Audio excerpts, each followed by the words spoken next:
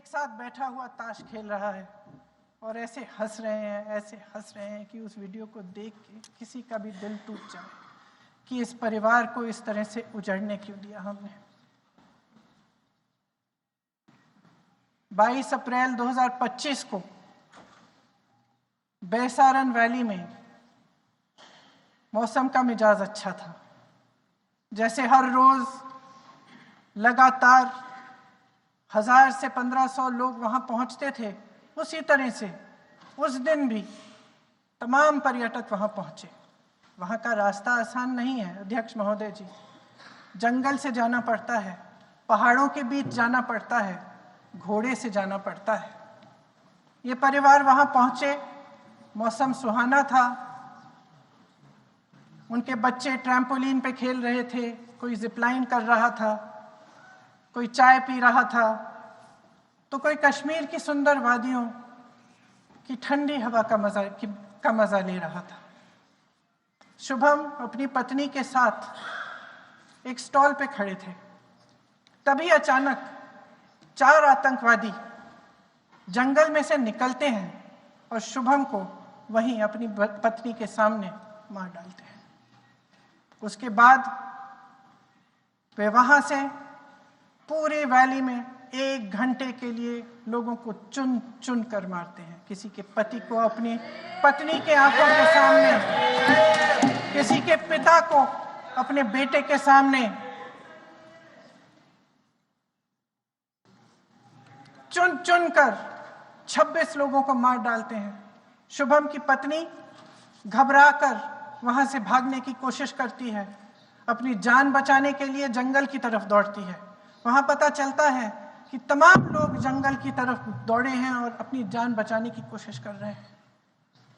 कोई अपने बेटे का हाथ पकड़ के पहाड़ों पर घसीटता हुआ जा रहा है, कोई कश्मीरी घोड़े वालों और गाइडों की मदद लेते हुए चले जा रहा है। कोई रास्ता नहीं है, कोई तरीका नहीं है, लेकिन किसी न किसी तरह से शुभम की पत्नी के शब्दों में किसी ऐसी शक्ति ने हमको बचा कर रखा कि हमें किसी न किसी तरह से हम अकेले नीचे पहुंचे। और मैं उनके लफ्ज पढ़ना चाहती हूं, क्योंकि उन्होंने कहा कि इस पूरे समय जब 1 घंटे के लिए चुन चुन कर भारतीय नागरिकों को मारा जा रहा था, इस पूरे समय उसे एक सुरक्षाकर्मी नहीं दिखा, एक सैनिक नहीं दिखा।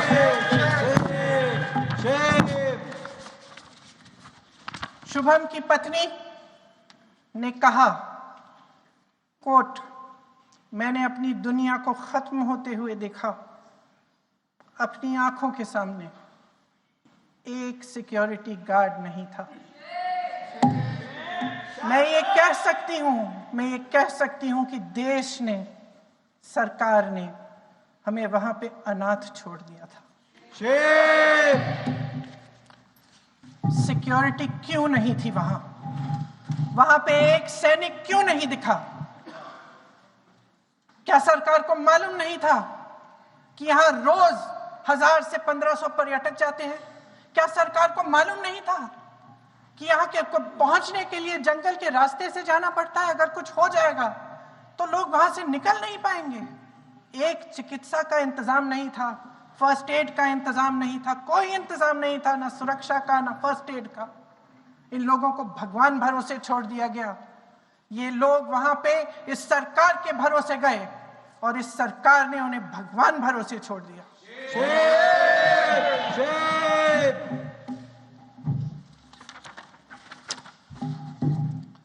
मैं पूछना चाहती हूं, ये किसकी जिम्मेदारी थी? इस देश के नागरिकों की सुरक्षा की जिम्मेदारी किसकी है? क्या इस देश के प्रधानमंत्री की नहीं है? क्या इस देश के गृह मंत्री की नहीं है? क्या इस देश के रक्षा मंत्री की नहीं है? क्या एनएसए की नहीं है? अध्यक्ष महोदय, पहलगाम हमले से सिर्फ 2 हफ्ते पहले हमारे गृह मंत्री महोदय जी कश्मीर गए थे। किस लिए गए थे? जो सुरक्षा की व्यवस्था है, इसको देखने के लिए गए थे। इसको रिव्यू करने के लिए गए थे और उन्होंने वहां कहा कि आतंकवाद पर विजय प्राप्त हुई है। ये 2 हफ्ते पहले है। 3 महीने बाद JNK के गवर्नर साहब एक आम इंटरव्यू में ऐसे ही चलते चलते कह देते हैं कि हाँ, बैसारन वैली में बहुत लापरवाही हुई और इसके लिए मैं जिम्मेदारी लेता हूं। ऐसे ही चलते चलते, और वो बात होती है, खत्म भी वहां होती है और वहीं खत्म हो जाती है। उनसे जिम्मेदारी ली भी नहीं जाती, कोई सवाल नहीं उठाता, कोई जवाब नहीं देता। अध्यक्ष महोदय, उस हमले की जिम्मेदारी एक आतंकवादी गुट जिसका नाम TRF है थोड़े दिनों बाद लेती है। कौन है ये TRF? 2019 में ये गुट बना। 2020 में इसने कश्मीर में आतंकवाद का काम शुरू कर दिया और अप्रैल 2020 से लेकर 22 अप्रैल 2025 तक इन्होंने 25 आतंकवादी हमले किए। गृह मंत्री महोदय ने जब UPA सरकार के समय के आतंकवादी हमले गिने तो लगभग 25 गिनवाए थे अभी अपने भाषण में। इस गुट ने कश्मीर में 25 हमले 2020 और 2025 के अंदर एक पूरी लिस्ट है इन हमलों की। मेरे पास इतना समय नहीं है इसलिए मैं एक एक को नहीं पढ़ना चाहती, लेकिन मैं इतना कहूंगी कि इनमें रियासी का हमला भी था 2024 का, जिसमें 9 लोग मारे गए और 41 लोग घायल हुए। कुल मिलाकर 2020 से लेकर 22 अप्रैल 2025 तक TRF ने 41 सेना और सुरक्षा कर्मियों की हत्या की, 27 सिविलियन की हत्या की और 54 लोगों को घायल किया था। भारत सरकार ने TRF को आतंकवादी संगठन का दर्जा कब दिया? 2020 में दिया, 2021 में दिया, 2022 में दिया, 2023 में दिया। 3 साल बाद, 3 सालों के लिए ये आतंकवादी गतिविधियां कर रहे हैं और आप इनको आतंकवादी संगठन तब कहते हैं 2023 में? इसकी क्या वजह थी? ये सब सरकार के संज्ञान में था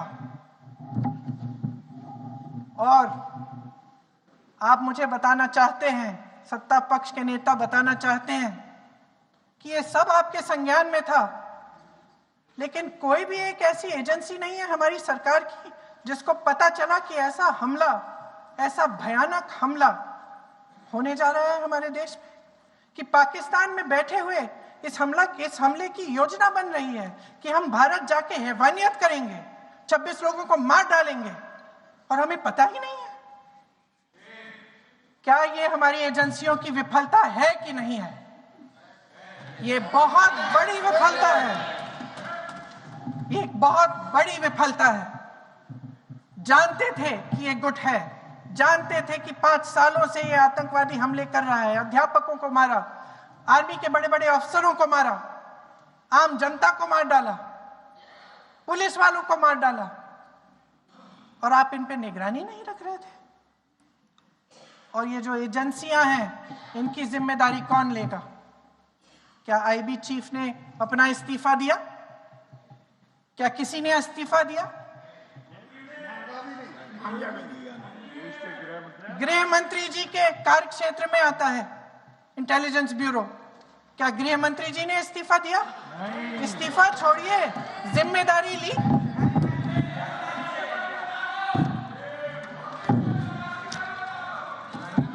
साहब देखिए, इतिहास की बात आप करिए, मैं वर्तमान की बात करना चाहती हूँ। आपको तो एक बहाना चाहिए, आपको तो एक बहाना चाहिए। पूरे परिवार का नाम गिनवा देते हैं। अरे अपनी जिम्मेदारी खुद लीजिए। 11 सालों के लिए तो सत्ता में आप हैं।